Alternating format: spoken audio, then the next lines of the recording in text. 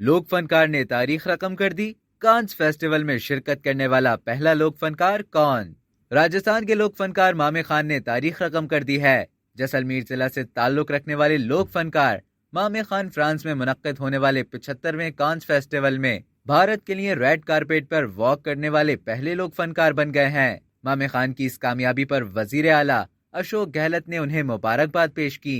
वजीर आला अशोक ने ट्वीट किया कि ये खुशी की बात है कि राजस्थानी गुलकार मामे खान कांस फेस्टिवल में रेड कारपेट पर वॉक करने वाले भारत के पहले लोक फनकार बन गए हैं। ये राजस्थान की लोक मौसीकी के लिए फख्र की बात है।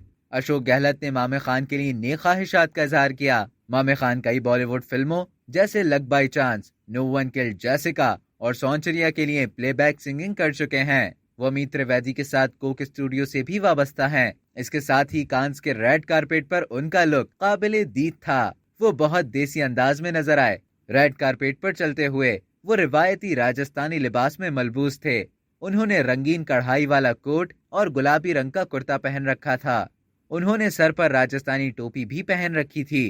कई बॉलीवुड फिल्मों में अपनी गुलकारी के जरिए अपनी सलाहियतों का लोहा मनवाने वाले मामे खान एक बेहतरीन फनकार हैं जो बदलते वक्त में भी राजस्थानी फन को जिंदा रखे हुए हैं। मामे खान ने राजस्थान के लोक कल्चर और लोक गीतों को अमेरिका और यूरोप तक पहुंचाया।